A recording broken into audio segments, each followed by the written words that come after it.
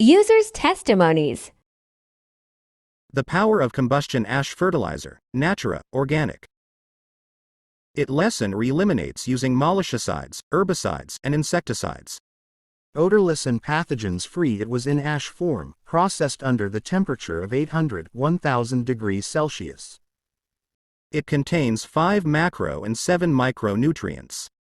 Helps plant to be typhoon resilient by promoting roots formation and shorter internodes. Insoluble, stays in the bottom even rain comes. Converts soil acidity into neutrality in 14 days at pH 7.0 or even alkaline. It increases higher yields from 30% up. Can be applied in all crops and plants. It has highest amount of enhancer with additional amounts of phosphorus, potassium, calcium, magnesium, boron, manganese, silica, iron, sulfur, zinc and copper. No nitrogen content because the wind, rain and thunder has nitrogen content easily absorbed by the soil. What about combustion ash fertilizer? It is chicken manure burned into 800 degrees Celsius. It is the manure of chicken used as an organic fertilizer especially for infertile and acidic soil.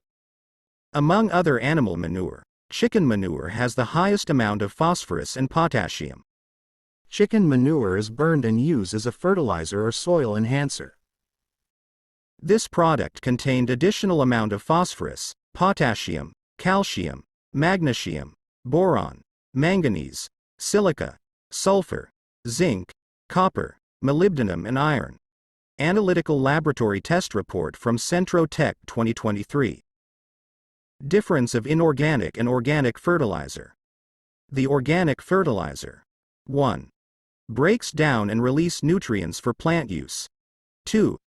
Improves the structure of the soil and increases its ability to hold water and nutrients. 3. Make the soil and plants healthy and strong over time. 4. Utilizes microorganism to produce the needed nutrients of plants, so meaning it's pro-life. 5. Will not harm the plants even when over-fertilized because it is ultimate slow-release fertilizer. 6. The best for the sustainability of the soil fertility in the environment. 7. Renewable, biodegradable, sustainable and environmentally friendly. The inorganic fertilizer. 1. Grows plants but do nothing, sustain soil. 2. Environmental impact. Some source state that synthetic fertilizer kill beneficial bacteria in soil. 3. Do not promote life or soil health. 4. Does not replace many trace elements that are gradually depleted by repeated crop plantings, resulting in long-term damage to soil. 5. There is danger in over-fertilization that kills plants. 6.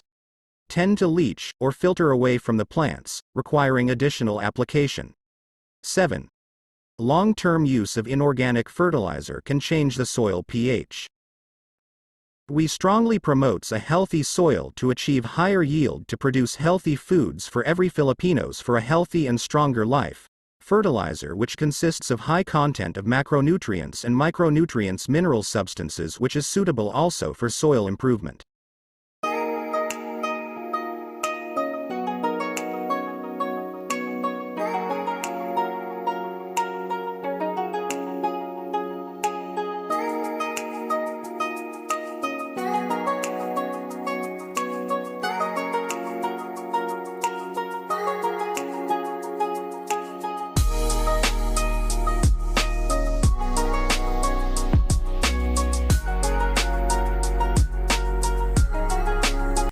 Ayan na po ang aking Red Royal Papaya.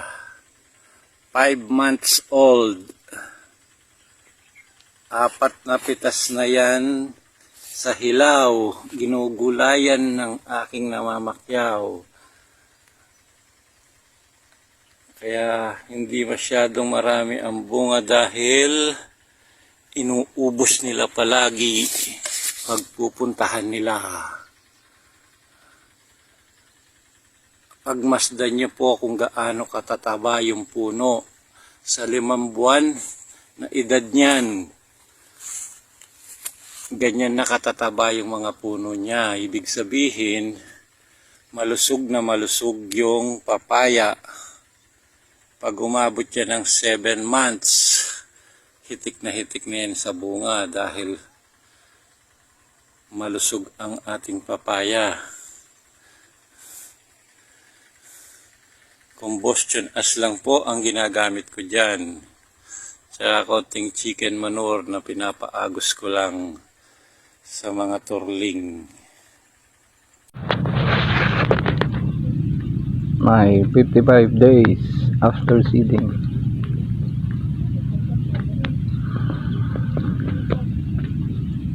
Ito, powered by combustion ash fertilizer,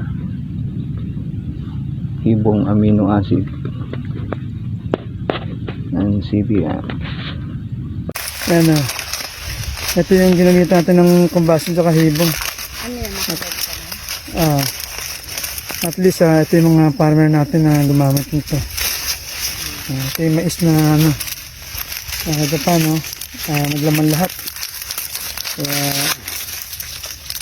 Kaya meron pang 3, dalawa, na-harvestin na mamaya ito. Ito. Kaya mamaya antayin natin no, kung ilan ang kalalabasan ng mais na tinatanim natin dito sa Gomez, Pangasinan, Bautista. Ayan po. Ayan po yung ating ano, nagsample lang po tayo, binuksan natin yung ilang bunga para makita natin kung talagang meron laman o naglaman. Ganun po, itong papaya na po na ito ay pinapitan po namin ng combustion ash fertilizer. Yung granules po. Yan po. Lalaki po ang mga bunga. Ang dami. Yan po. Yun. Ayan.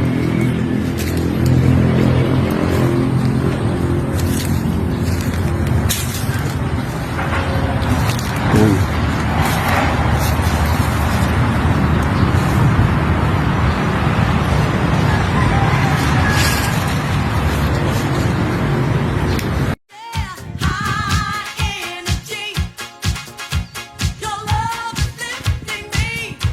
Ag sa lapit sa agi.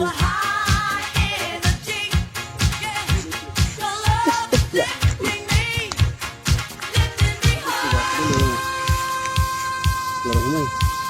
Brade. Apil ba naman? Ito. Luwag. Atas matagurito. Ngawin girls, hapit na ta. Maka, ani. Green, green leaves hang from the trees, making energy from the sun. Green, green leaves help us breathe, making us oxygen. Little plant in the earth starts off so small, keeps growing. Blessing upon blessing, He has showered on our lives. Faithfully He's given from the store of heaven. So we thank and praise Him for the grace He's shown to us. Hope for our tomorrow, covered by His love. We are blessed to know the great I am. We are blessed and held by His almighty. Good morning kapamilya, ka-farmers. Nandito tayo ngayon sa site ng isang client ng RBG, City Agriventure Incorporation, na pinagamit namin ng CAP fertilizer. Ito na po yung kanya, ano po to, palusot. Ito yung sinasabi nilang palusot. Ito na po yung kanyang pananim ngayon. Yan po. Yan. Ito na po yung ano niya, pananim niya. Ginamitan niya ng CAP fertilizer. Ngayon lang po ito. Yan. Siya lang po ang nagtanim. Yung iba, parang natakot, ayaw nila magtanim. So, ang nagtanim lang ay itong client ko. Kaya, siya lang po ang magikinabang. Yan po, walang kadamo-damo. Yan. Puro ano po yan. Puro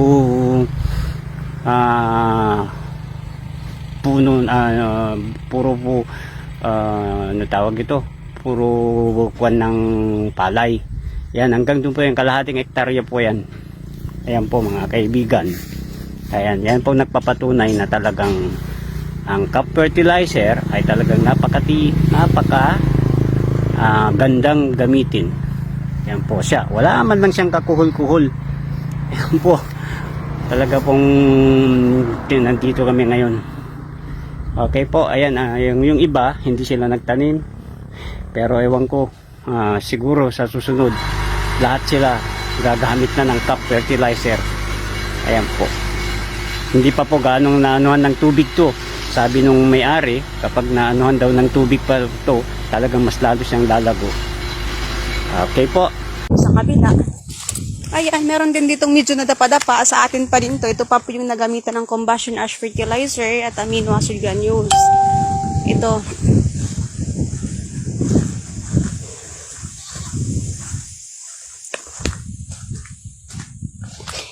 Ngayon, nilipat tayo dito sa kabila. Ito yung synthetic. Ito yung synthetic produce na mais. Oh my gosh! Live na live to ha. So, walang edit na nangyayari. Ito po yung yung sa kabila. Ito yung hindi nagamitan ng combustion ash fertilizer at amino acid granules. Ayan. Ayan, tingnan natin. OMG! See? Ayan siya. Dapang-dapa siya. Dapang-dapa po siya. Which is supposedly mas dito, mas stronger dito yung mga stalks in terms sa hangin kasi dito medyo may nakaharang na mga puno, may nakaharang na mga puno compare dito na walang-wala. Ayan, walang dito ito yung in-apply ng combustion ash fertilizer at amino acid granules, walang nakaharang dito pero tayong-tayo.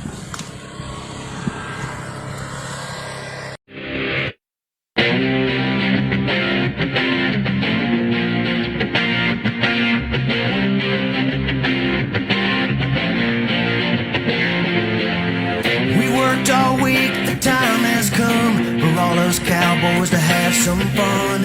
So grab yourself a nice cold beer and drop it down in a four-wheel drive. Man, what a great time to be alive. So get your butt in gear. We're all headed out to Tidwell's Farm to roll in the hay, get down in the barn. Every cowgirl in town will be there waiting.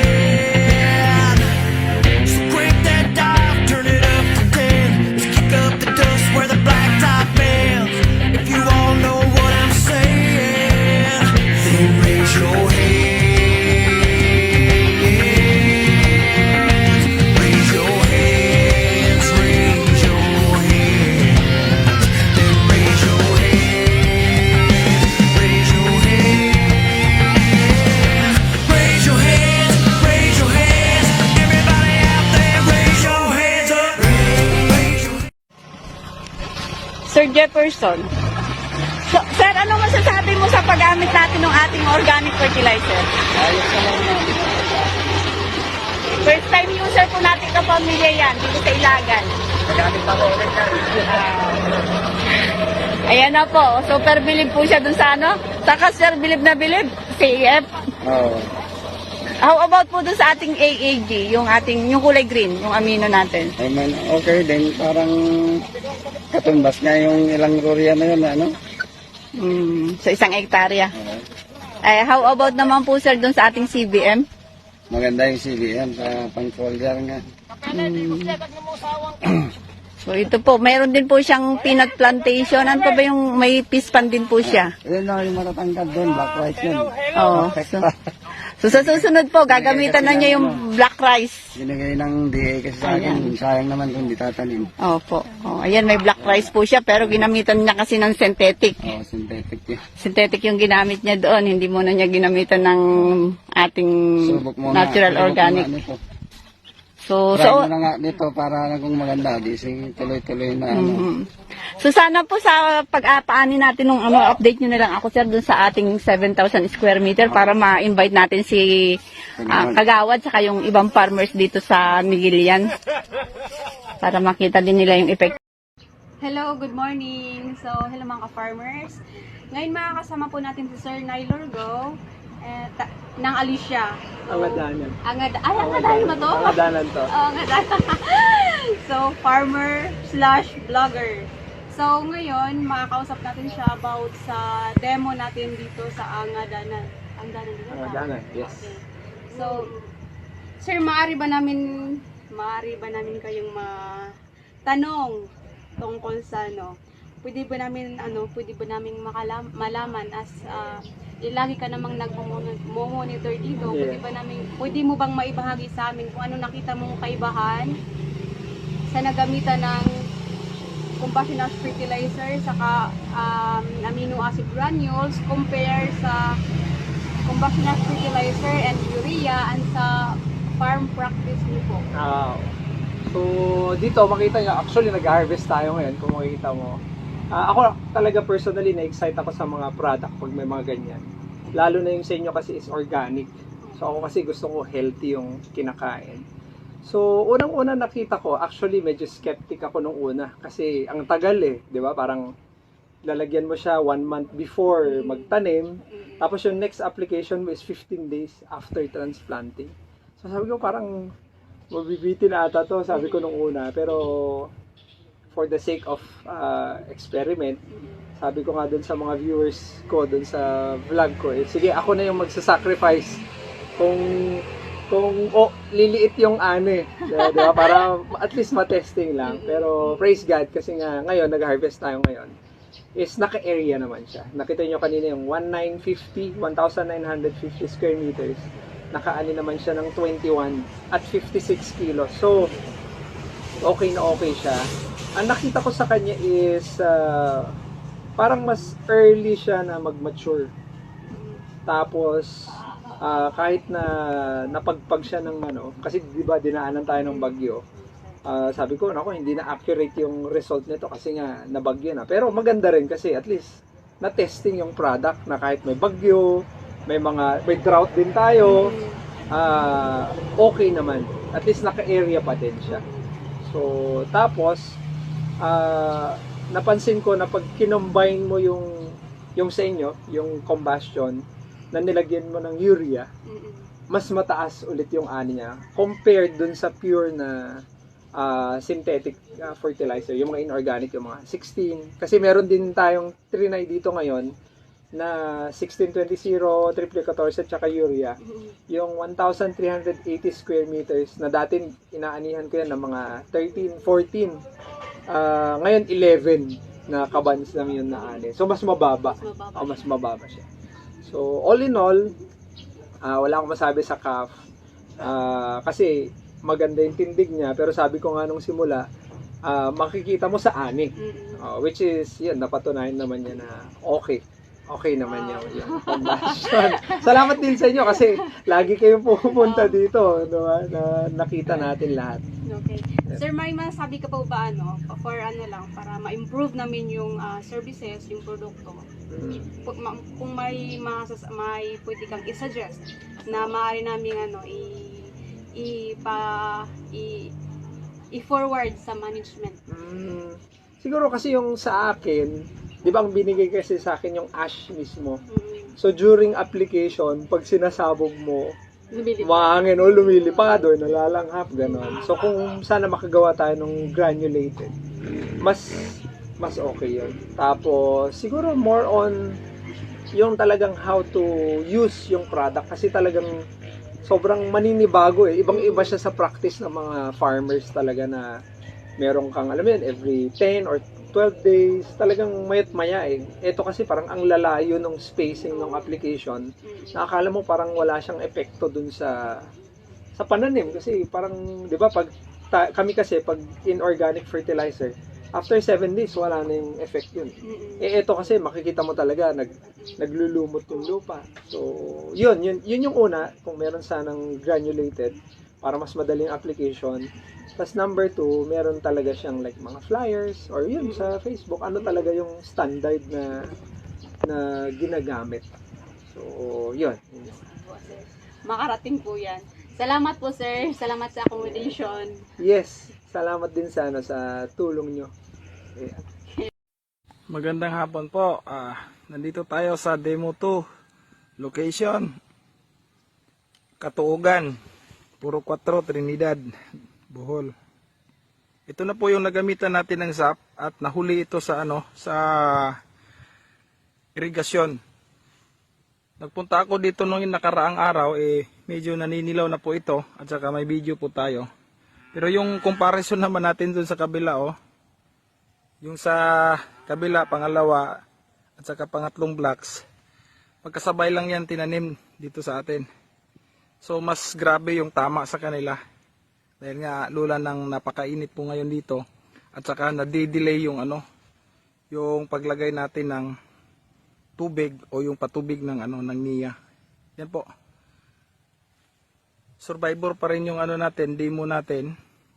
Kung mapapansin nyo po, lahat ng Hello mga kapamilya, mga kaparmers, nandito tayo ngayon sa BBT Farm para alamin at check upin kung ano na ang status ng kanyang pananim. Ito nga, at may sinasabi nung kan natin na kuanan niya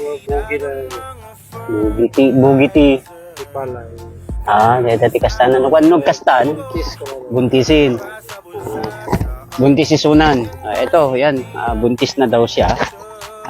Ito yung sa 11.5 kasi doon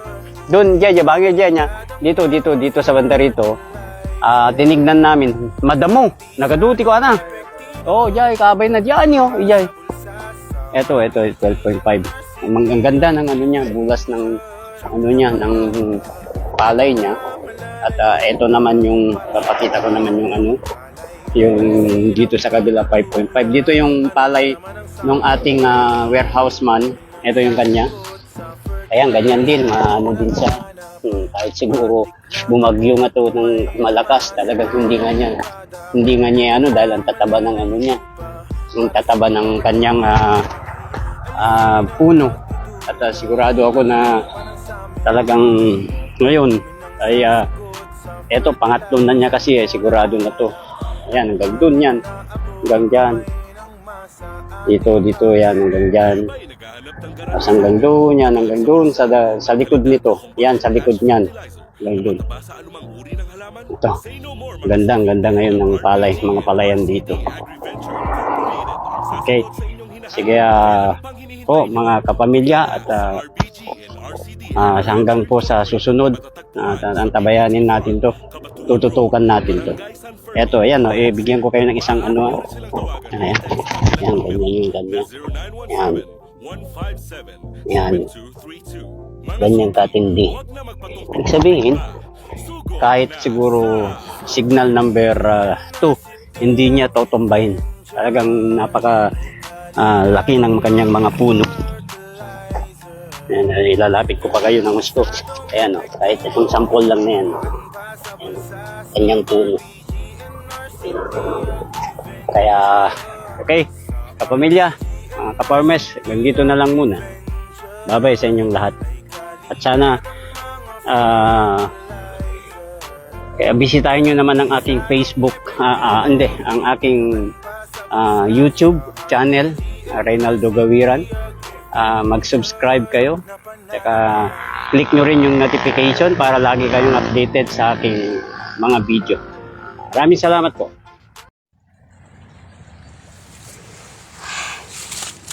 Hi, good afternoon.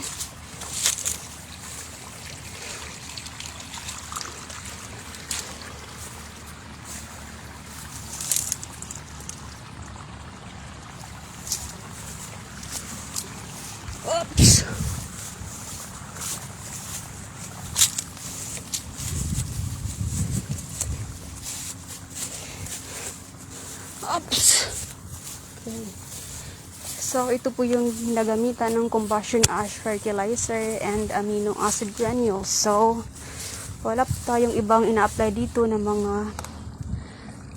synthetic fertilizer and mga pesticides. So, yung goal natin dito is mag-encourage tayo ng mga beneficial insects like this. Kasi lang mga tarantula.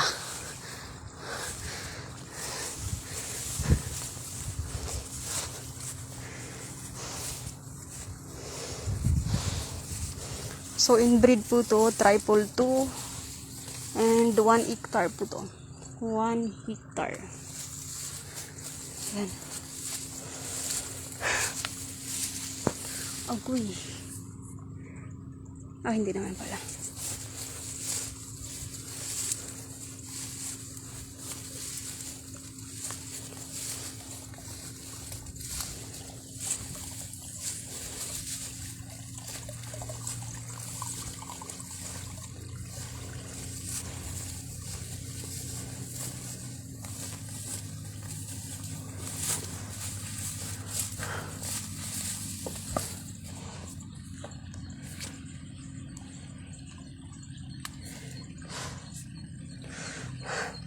Okay. So, punta naman tayo sa kabilang pitak. Sa kabilang silong. Ay, God.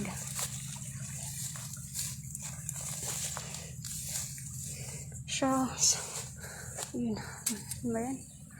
Nakita akong line. Okay naman siya. So, sa mga nagtatanong dyan, sa mga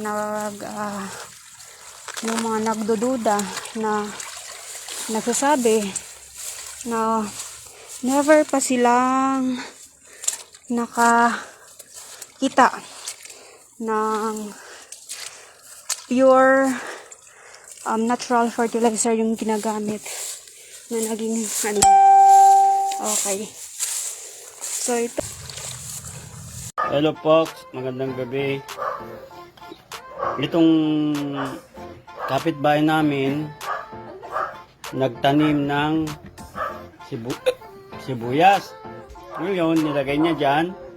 Nagtatakas siya. Isang dahon lang yung inilagay niya.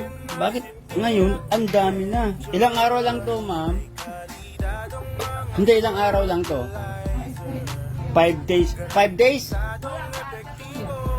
4 days lang. Ayan na po. Nilagyan niya ng combustion ash fertilizer sa sibuyas. Yan na po yung kanya ngayon. No? Nagtataka siya, bakit ang daming sanga? Siyempre, ang combustion ash kasi may mga may mga nutrients na talagang nagbibigay ng gana sa tanim. Kasi ang combustion ash ay siksik sa nutrients. Yan, nagtataka siya ngayon bakit ang dami na daw kagad. Kasi excuse me po. Mataas ang pH level ng macronutrients at macronutrients na wala sa ibang organic fertilizer po. Meron siyang potassium na 19% at meron siyang phosphorus na 19%, calcium na 16%, magnesium na 3.9%, silica na 2.7%, at meron din siyang kasamang sulfur na 3.3% at saka zinc na 0.3%. Meron din siyang boron na 278.5 ppm, copper na 529 ppm, iron na 0.5%, manganese na 0.10%, 32%. At saka moly, platinum 40.7%. Yan po. Kaya siya nagtataka ngayon. Wala pang limang araw. Eto na yung pananim niya.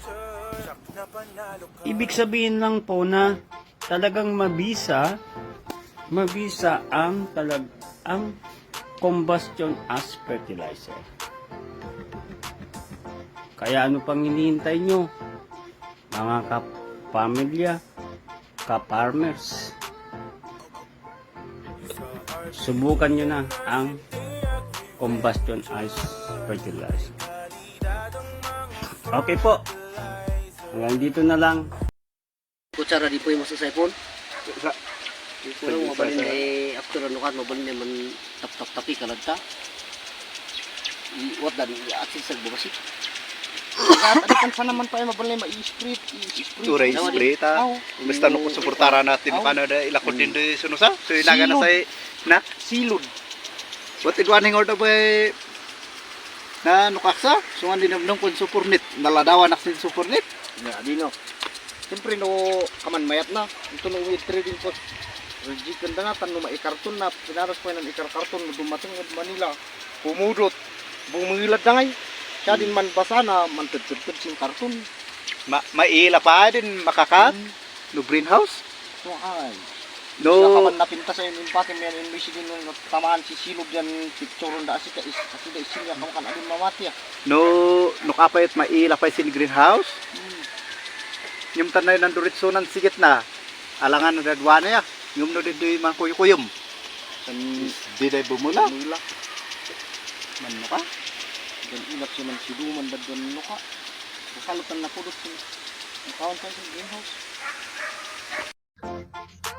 Magandang hapon mga ka-farmers, mga kapamilya.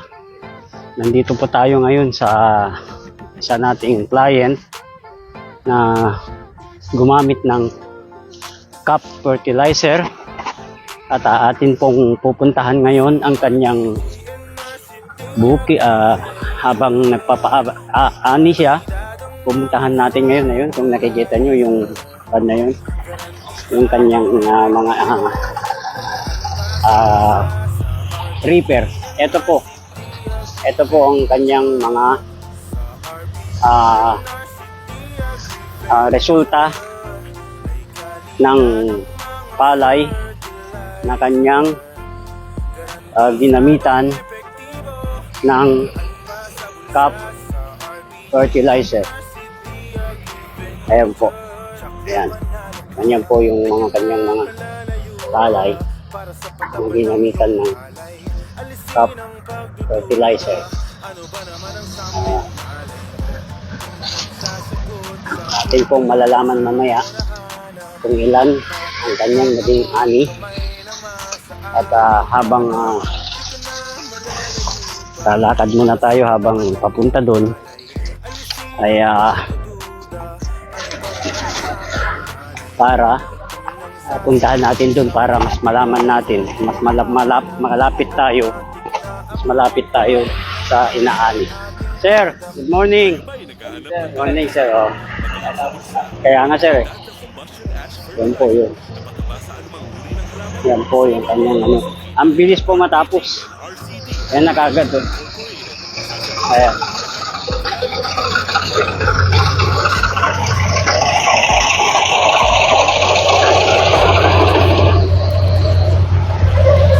Yan po.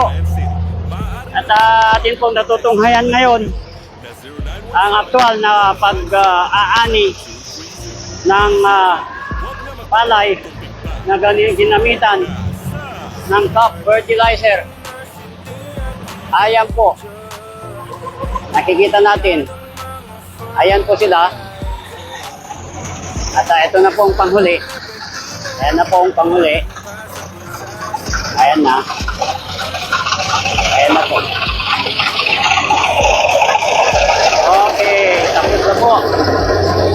Sunod naman. May susunod po. Sa kabila naman ngayon, sa kabila.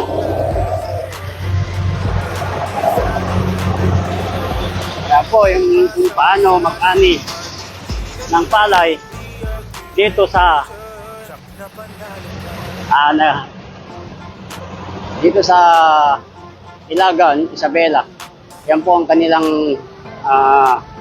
inaani. Ito, huli na po to, isang block na lang po ito. Hanggang dito po yan. Ayan. Ayan, para naman maano natin. Para naman maramdaman nyo at ano tawag dito, para mahawakan nyo yung yield ng kanyang palay. Ayan po. Ayan. Ayan na po, malapit na po dito sa aking kinaroroonan. Isang buwan na lang po to, isang block na lang ay matatapos na po. Ito po ang kanyang perkaban. Aabot parang lalaki. Siguro aabot po to ng 57, ganyan po yan, 57 kilos. Yan na po.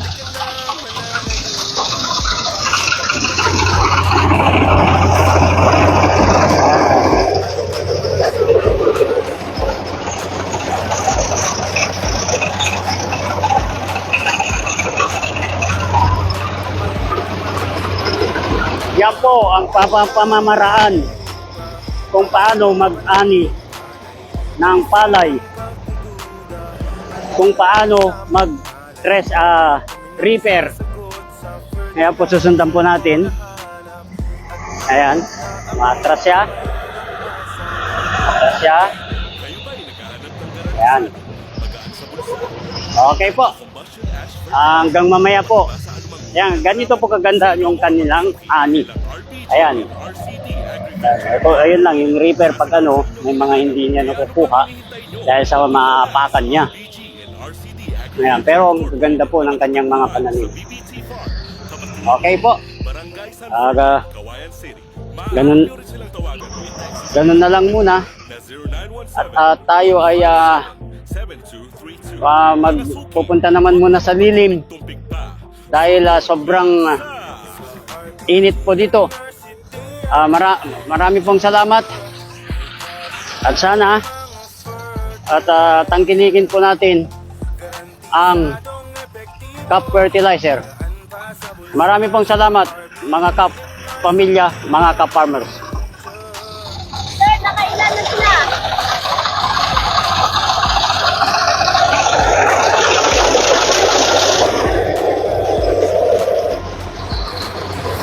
Ayan po.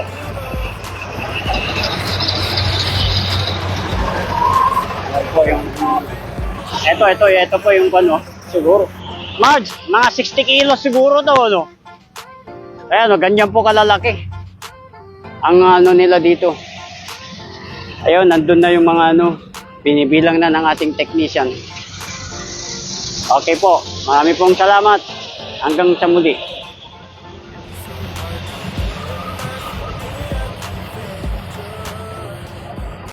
Yung kapsel ko. Ay, ano kaya Marge, anuhin mo? Dati itong kwan na to. Walang wala pang ito. Dati itong manggang ito, kanara wala pa itong mga ano ng mga Pasbong. ito. Pero nung inilagay namin yung kwan, Pinang-demo ko, ma'am. yung sinang-demo nila na Combustion as. combustion as at saka amino, nung kinabukasan, biglang lumaki yung mga dahon. Biglang boom. Ma'am, ito ma'am dati, ano na to, parang mamatay na, ganon. Buwan, sir. Tapos dito, Tapos, biglang nagkaroon. nagkaroon ng mga ganito, parang ito lang yung una noon pero maliliit yung dahon, pero nung nalagyan ng combustion, bigla daw bumalaki, naglalaki yung dahon niya, kaya nagulat yung asawa ko. So, within 5 days po yan, May 5 po. May 5 po ako nag-demo kay ma'am. Ma'am Arceli Costales. Kasi nagbebenta kami, baka sabihin nyo na ano kami na Ayan po. bias. Si ma'am na mismo nagsasabi. Sige po. So, tignan niyo yung dahon, mas Opo. malaki pa kaysa yung dahon. Kaya, ma'am, ano pong masasabi niyo, ma'am? Yung sa pinag-demo ko before. May pagdududa po ba kayo? Wala naman siguro, ma'am, pero subukan namin sa palay kung ito ay totoo. Yes, ma'am. Kasi is nabili po tayo. Sa katotohanan lang po tayo, ma'am. Kasi para po sa mga ka-farmers. Hello guys, good morning po. Ito po yung aking area sa Santa Cruz, Laguna. Ayan po. Ito po ay dated na transplanted July 2. July 2 po. Sinabugan ko po ito ng 100. Ito po pala ay may sukat na 1.8 hectare. Ito po ay sinabugan ko ng combustion as fertilizer with amino acid 100 kilogram. 15 cup at saka 50 kilogram na amino acid. Wala po ako ditong wala po tong bomba, wala pong insecticide, wala pong molluscide. Hindi ko po ito sinabugan ng pellet or pinabombahan ng kahit anong molluscide. Tingnan niyo po ang meron po siyang mga sira-sira konti, mga mata-mata lang yung pong sirang tanim. Pero hindi po siya nakain ng kuhol. Yan po. Saka tinignan po ang dahon. Ang ganda niya, berde-berde. Bali, ano ba yun? 21 days, 19 days na po ito. Wala pagkatanim. Wala po siyang bombang insecticide, fungicide. Wala pong molluscide. Yan po. RC216 po. Nagpahuli pa ako mga po doon sa mga ang tawag namin mata-mata, yung mga iras na namatay gawa sa pagkamali ang tanim, banabali ang katawan. Pero wala po siyang kain ng kuhol na masyado. May kuhol po, pero ang kuhol ay hintel, para ba siyang durog, para siyang naka-drugs. Hindi sinakain ng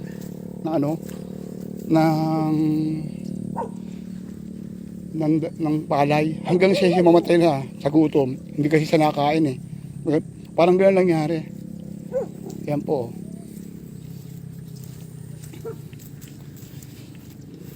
Papasabog po ako ngayon ng triple 2 pang paboy lang, 3 kaban para sa pamumuno nito. Tapos baka ang last application ko na ay ulit 100 kg ng cup after mga 2 weeks. Yan po, RC216 po ito. Sa damo naman po, nagpabomba lang po ako ng rog 5 days after transplant. Pinabomba ko ng rog, tapos 2 araw na walang tubig, tapos pinababaran ko na. Ayan, wala pong kadamo-damo, ang ganda. Saka magaling din naman siguro yung aking magagawa, yung tao ko, sipag, kaya ganito. Pero ang tutuba ko po ang ganda na wala siyang kain ng kuhol. Yun ang kinakatakutan natin dito yung makain ng kuhol, ang mahal ng pahulip. Yan po. Salamat po. Good morning, ka-farmers, ka-familia. Lalong-lalo na kay Sir William. Ito na po yung fish pan, sir, na nilagyan natin ng CBM. Ito na po yung appearance after 4 days. Yan. Naglulumot na po siya. Halos lumot na po lahat. Yan. Nilagyan po ito ng 20,000 na fingerlings. Tilapia po yung laman nito. Saka ang update ng may-ari is nasa lang daw 50% yung expected yield niya. Feeding po yung nila dito. Saka malaking tulong po itong lumot na nai-produce ng CBM natin.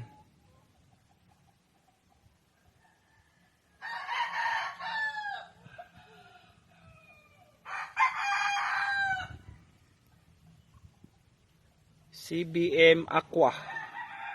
Yung kulay blue po na label. Isang piraso lang ginamit dito o 1 litro lang. Kasi nga nasa 500 square meters lang ito. At saka yung protocol natin is nasa 700 square meters. So, yan na po yung appearance. Sobrang ganda. In just 4 days only, ganito na po yung nangyari.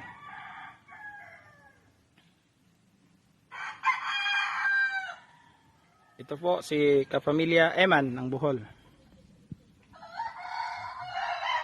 Nagsasabing CBM. Napakagaling.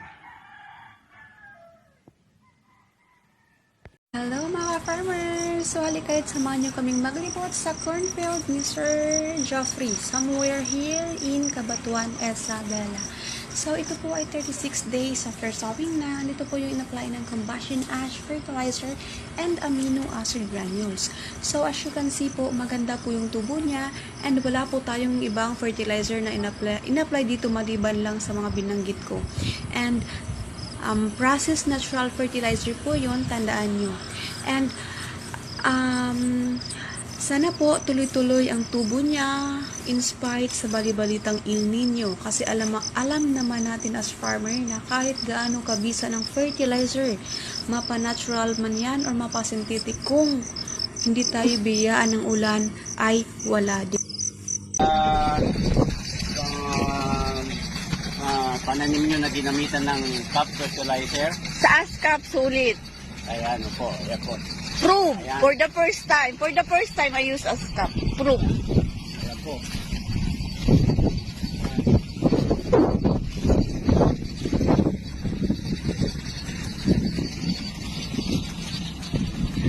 Ito na po tayo ngayon sa ating another client dito sa Vizcaya. Ito pong nakikita nyo ngayon ay ang kanyang pananim na ginamitan ng cap fertilizer. Medyo madamo siya dahil natutuyuan siya ng tubig. Sabi naman ni Kagawad ay baka mamayang gabi ay palalagyan niya ng tubig. Ito, kung ikumpara mo dito sa kanyang katabi na synthetic, ito po synthetic po yan. Ganun din po siya, may damo pa rin kahit may tubig siya. Ito sa atin, wala kasi siyang tubig kaya meron siyang damo. Pero tolerable naman daw yan, sabi ni Kagawad, talagang ganun daw. Ngayon, sinabi na namin to sa technician. Gina-check. Yung sticker gamot na. Damo. Chine-check natin yung yung ugat ng tubo kung gaano kahaba at gaano kadami. Grabe. Ari pag ginagawa. Oh, di po. Pare pag ito. Oo. Oh, di po.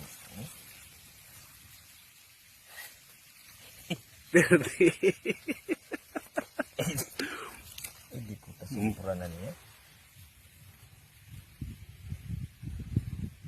Ari po. Ari lang puno. In 90 days, ganito kahaba. Mga 20 inches siguro na eh. 2.24. 24 inches siguro. Oo. Nautod po. So, amuabin niyo pananglitan ang utod ka pa? Sus. Kung nagsige na karyo sa boss, nga kundi kag tapos why na chemical content, why na mga metal ang duta, linti gumuso niya gini nga nutrients siya. Ini kung dalayon ni usar, ang mga inactive, dormant nga mga buyo niya na. Buyo niya na. Pablo, ariyo. Batanglita na mo niyo. Amo na sabi kataas ang iya mo tao. So, amo na siya. Ha? Te. Ara ya ebidensya na nga amo na kun nga nga nag-amo ni sa nga dutay lang ang ginaabuno. Padakit. Pero mapil nila. Nga aktual gini nga kung i-plaster mo nagkakaon. Perti klaba kagagamot siya, no? Oh, ta. Ti amo pala niya 90 days sa kagapon mo.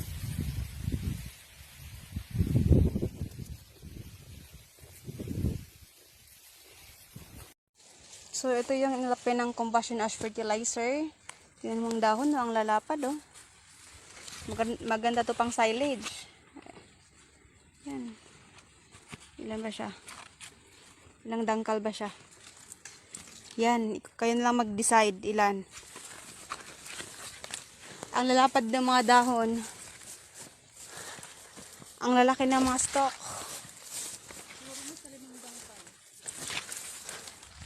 Ayan.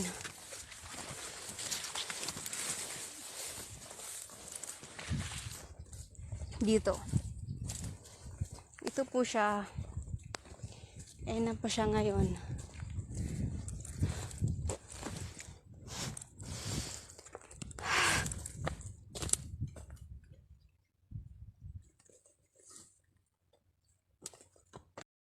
So, hello, good morning. So, andito po tayo kay Nail Lorgona Farm. So, ngayon, makita natin yung difference. Ito yung in-applyan ng Compassion Ash Fertilizer. At ito naman yung sa farm practice nila. So, nakita natin, ayan. Parang mas mababa pa siya. Mas mababa in terms po sa growth. Yung height increment niya mas mababa compare sa dito. Ito yung in-apply ng Compassion Ash Fertilizer at amino acid granules. So makikita natin yung difference. Makita din natin yung difference sa verde ng kulay. Ayan. Dito. So for today, yan. So again, ito po yung in-applyan ng Compassion Ash Fertilizer at amino acid granule. So, although hindi rin pantay yung tubo, pero mas healthier naman to compare sa kabila. Ayan. Itong sa kabila, ano lang din to. Same lang din ng pagtanim. Same ng araw. Ayan. Kasi nung nag-abono kami dito, nag-abono rin sila. Ayan. Ayan po. So, yung sa topography ng lupa, may pagka-similar. Ayan. So, ayan. Similar yung topography ng lupa dito at saka yung dito na ginamitan ng Compassion Ash Fertilizer. Pero yung yung mais, magkaibang tubo. Ayan siya. Ayan. Tingnan pa natin.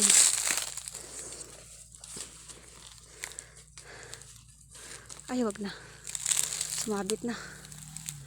Sige, ayan na po. Ayan. So far, yan po yung latest update.